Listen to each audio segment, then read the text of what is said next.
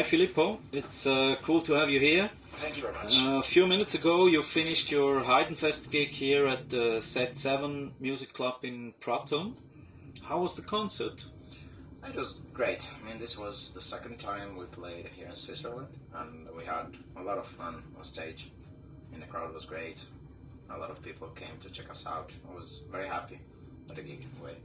Okay, nice. I'm a big fan of ELUVEITIE. When I first heard your album Survival of the Fittest, I felt a little bit like coming home.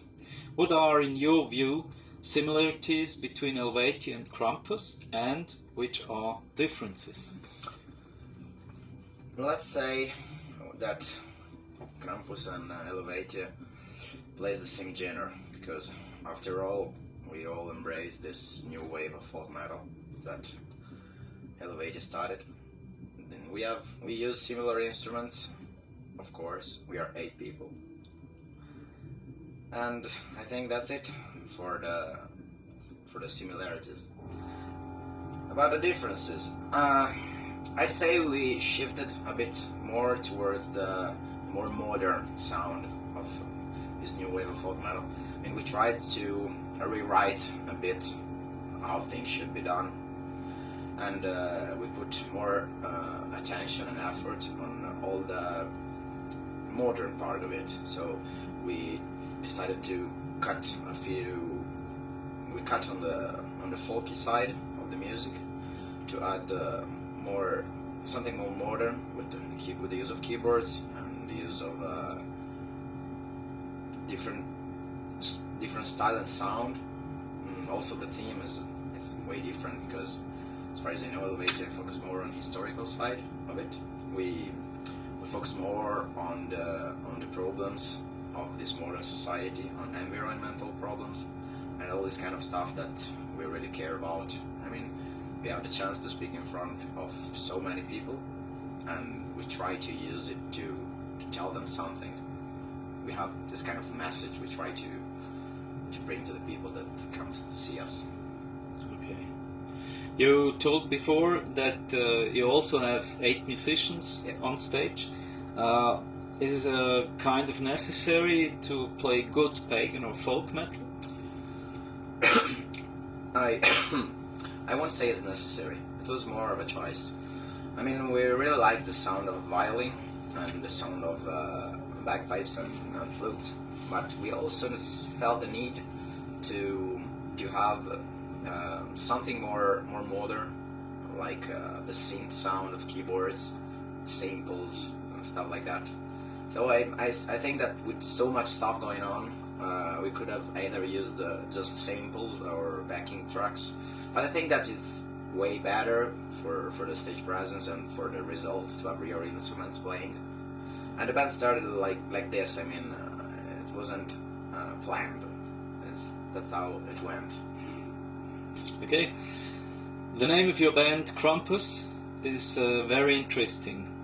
Can you explain to our viewers what does KRAMPUS mean? KRAMPUS exactly is a legend from the Alps and all that region.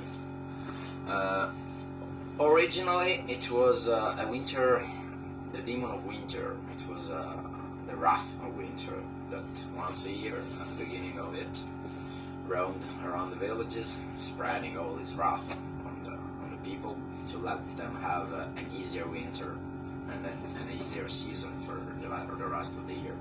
Later then, it was adopted, if we could say it like this, by Christianity, and they used it like this demon that punished the bad children for not being good and praying and stuff like that. And Saint Nicholas herded them like sheep and stuff like that. That's not exactly the first meaning of the name KRAMPUS anyway. I mean, we use it in a more traditional way, I'd say, and like the winter demon that punish the bad people. We try to not punish, because that's not what we are here for. Let's try to at least make them think about what you're doing. I mean, that's what our lyrics are pretty much all about. Okay. Here I have a little quote from a promo text I got, and this quote is, "The time has come to wake up, burst the chains of vanity and find back to a balance between our needs and our resources of earth." I think this is not just a promo text, is it part of the Krampus message? Yeah, more than part, is the center of it, I'd say. All our lyrics speaks about this. I mean, we decided to talk about modern problems of things like society, environment, and stuff like that, because we really care about it. I mean, as I told you earlier, this, for us, playing in front of so many people is a chance to say something useful, I'd say. I mean, if we look around, we can see this world is slowly falling to death. It's collapsing. I mean, the social environment is proved its failure.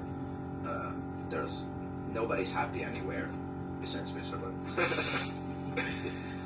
Jokes aside, we are living in a very risky period of the world, because we are slowly destroying every nature environment for our greed, because we like viruses, like maggots. We eat everything we can just because we can. We lost the track of what being part of a big thing means. We just decided that we were the dominators of everything, and since we have the chance to eat everything, we just do it. And if we keep doing like that, we will just end living in a huge fucking desert. We really care about it. I mean, it's not just, for the sake of saying something into the songs. We have this dream, if I can call it like that people that listen to us and check out our lyrics can start to think about these matters, and maybe start just a little bit to act differently. I mean, envy and selfishness especially, is part of the human nature. We can't just say, yeah, let's just remove it. It's not possible. We should try to find the proper way to use it. I mean, it's good to be selfish because that's how humans are. But if we are really selfish, we should start to think a few moves ahead. I mean, if I hurt my neighbors and everything is around me, in the beginning maybe that could benefit me, but a few minutes later, everybody will realize that we are all connected, we are all part of a big something. So we gotta learn how to live together. That's what society in the beginning was about. Now we just lost track of it. We just live all of ourselves. We try to get everything for us without caring about anybody. And in the end, we will see that we are just hurting ourselves. And this happens into social problems, and the same with nature. I mean, we can't just eat everything like parasites. We need to find a balance between it. That's our way of viewing things, more or less. Okay, it's not a typical metal message. No, not at all. But it's very interesting. To your singing on the album, the singing is something really special, and one more difference for me between you and ELUVEITIE, between you and Krigel from ELUVEITIE. You're growling and singing clear at nearly the same time. How difficult is it to switch between these two styles? Honestly, difficult is not exactly the word I'd use. I mean, it's all about technique. Using the right technique to scream and growl is pretty much the same as singing. You just have to use a different part of your throat. So it's not that hard to switch between the two registers. It's just hard to keep it up with all the stage presence while jumping around and stuff like that, because it's all pressure from the belly. So if you're moving too much, sometimes you mess things around, you miss some breath, and you just risk to screw everything. But it's a matter of keeping everything on control. Okay. On the album there is an enormous range between songs like Beast Within and Rebirth. which is your favorite song on the survival of the fittest? I'd say it's hard to say because I almost wrote them all, so it's like choosing between children's. But if I have to, I think that Redemption alongside the Season of Revenge are the two songs that represent the most the message of the album, because Redemption is a view on the modern society. It's a very angry view on it. I mean, when we wrote the lyrics, we tried to use strong images to let the people feel how bad we are by now, how bad is the society we live in. And Season of Revenge, on the other hand, it's a call to reaction. It's more a call to arms. So after explaining what's happening, it's a call to arms, basically. I mean, the Season of Revenge is speaks to all those who are not tired to fight for their beliefs, which still wants to prove that they are worthy in this world, that are tired of the corruption, of all the injustice, and that wants to raise their heads to stop all of this. Because I think that it's full of people that can't stand the world as it is, and it's just a way to tell everybody that we are with them, and we should, if we all gather, we can actually change things. Okay.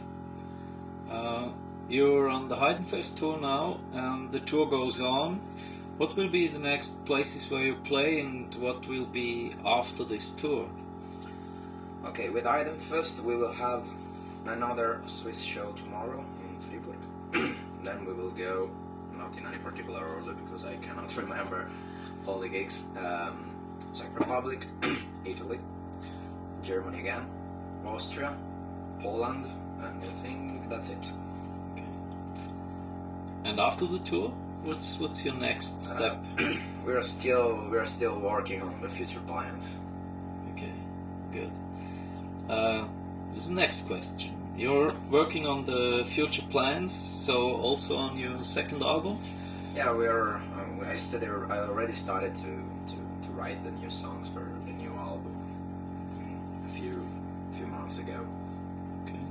We're changing. I won't say changing. We are progressing towards an even more modern sound and trying different approach on our music. Different. What's the word in English? Influences. Okay. And anyway, in general, I'd say that I'm really happy with what I'm writing right now, because it feels like we found our place. I mean, Survival of the Fittest is still a rough album, but I think that with the new songs, we're finding our place in this world. Okay. Is there any date for the fans? Not yet. Not yet. Okay. As a last thing, is there a message that you would send to your fans? And please, could you do it in Italian? Message to the fans in Italian. Ok. Yes.